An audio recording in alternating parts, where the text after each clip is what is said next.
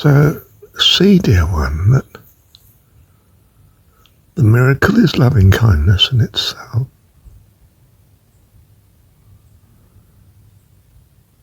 And what it leaves with you is a perfection of assurance.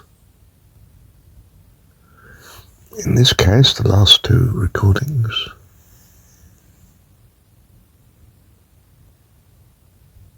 The loveliness of you in God's eyes that's transforming you into life eternal, of course, and has done in eternity already.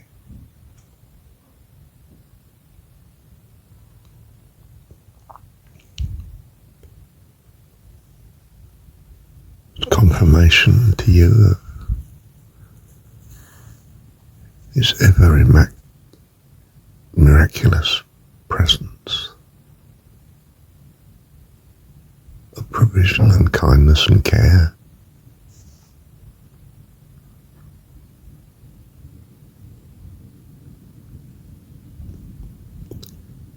And He's the fount of all this.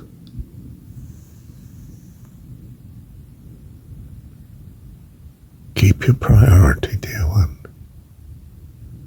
Thou shalt love the Lord thy God with all thy heart, soul, mind and strength.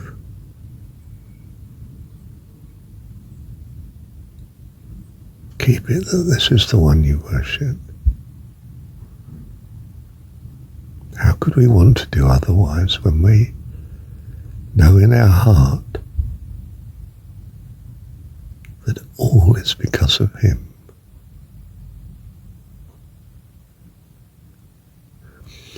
In other words, dear one, keep centered.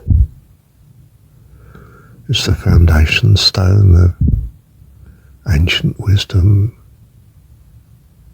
to love the Lord thy God with all thy heart, soul, mind and strength. For everything to be in order. And the way to that was indeed Jesus, the personification of the way,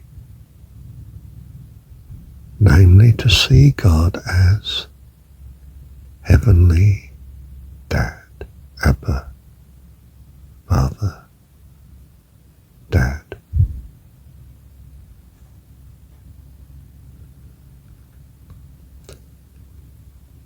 So we are eternally encouraged to be true, ever true, to this word, to this thought of the primacy of our Dad.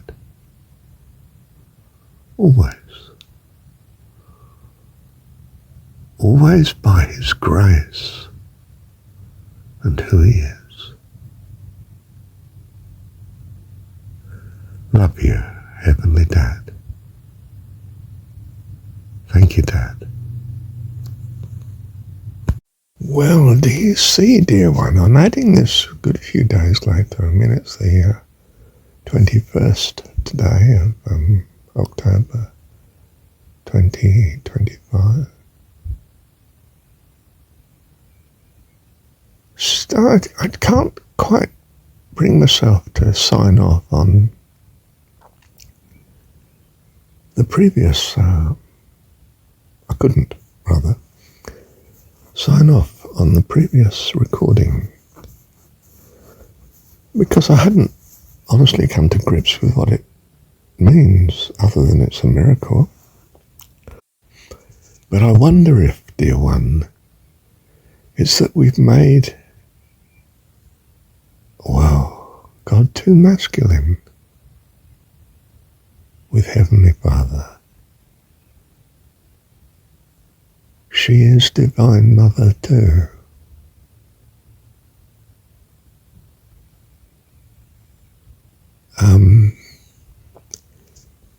You know, I think religion has, because of worldly influence, has pressed the male understanding of perfection, the knight in shining armour. female understanding of perfection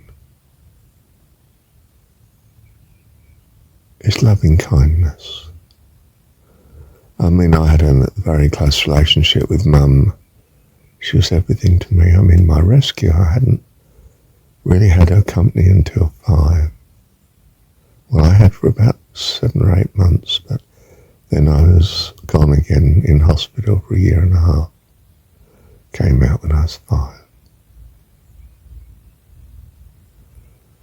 And other than that, right from birth, I just saw her on Sunday afternoons for an hour. Dad would drive her over. He'd wander off around the hospital, talk to people.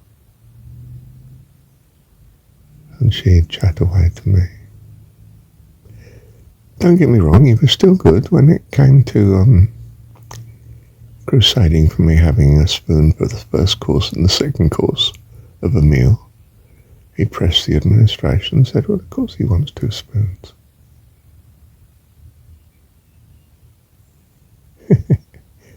Tiny things like that, not tiny to the child, of course. So from the beginning, he was somehow the security. You know, it's Mum that's brought my Dad in the car, and yeah. But to get back to it, it's Divine Mother. And I don't mean some staid maternal, almost patriarchal figure.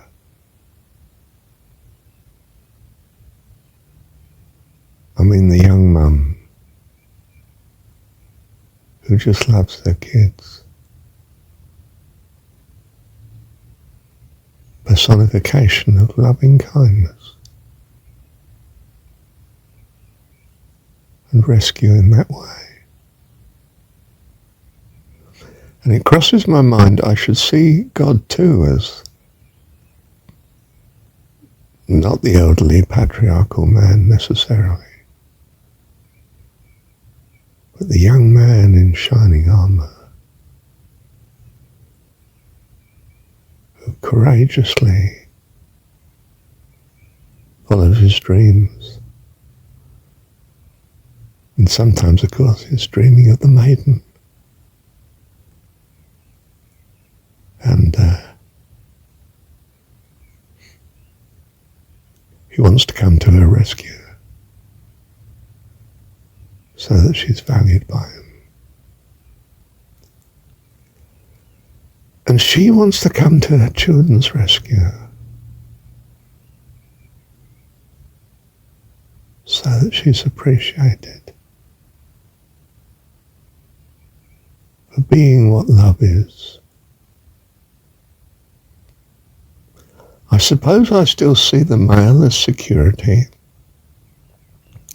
and wisdom, and the female as love and kindness.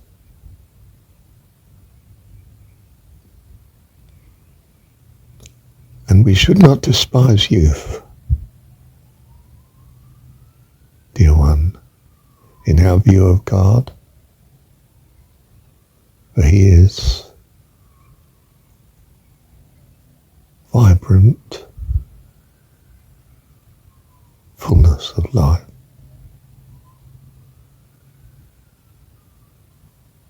Creativity in the case of Mum, dynamism in the case of Dad.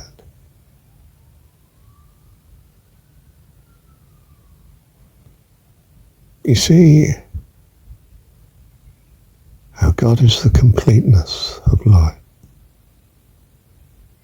The living God, God of the living. Our Dad, our Mum, our knight in shining armour, our sweetheart. We need to repair, fill out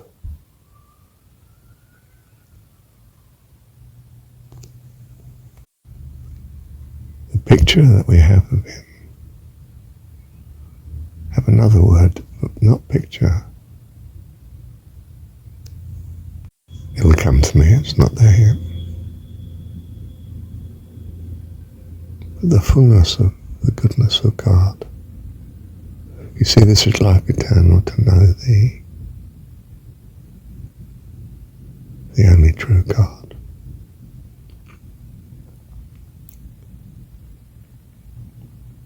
And He is, if you like, the pure form of what God is.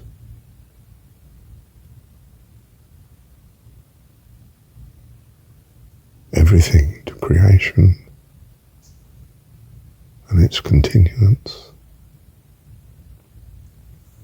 I feel a bit like I sort of imagine or understand the near-death people feel when they try to explain the overwhelming love of the one they tend to meet in such experiences. It may be Jesus or God or angel, or a loving relative or someone close.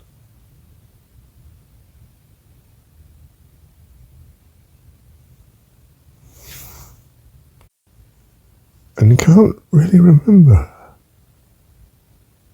In a way you can, but you can't quite remember the event. Just that it was overwhelmingly wonderful, lovely. That's the word. It's, I think, not quite suitable. That's why I couldn't remember it. It's a hologram. We have a hologram of God, very scant, a bit like an apparition. And we need the fullness of life. All that substance to be filled in.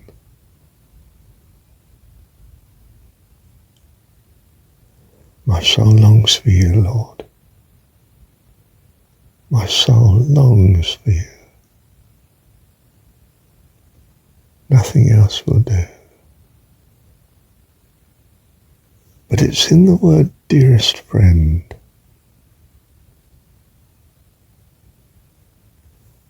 It's, I think, more to me than dad or mum. It can be both. Dearest friend.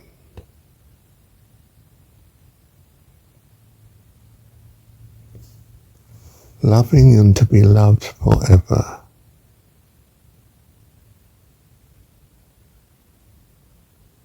All our loyalty, all our devotion.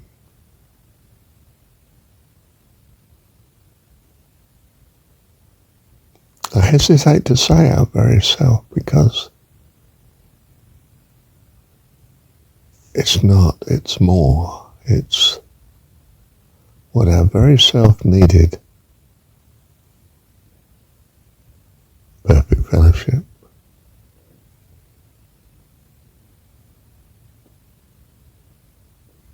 With a perfect person.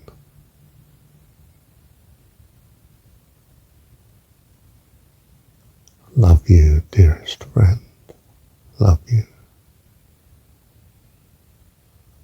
My soul longs for you.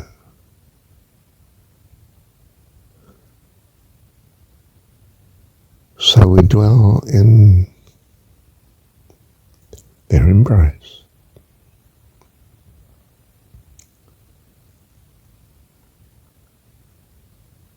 And in a sense, we want to care for all life, likewise.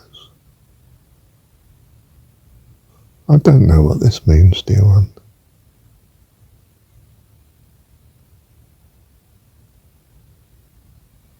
But I think it is so.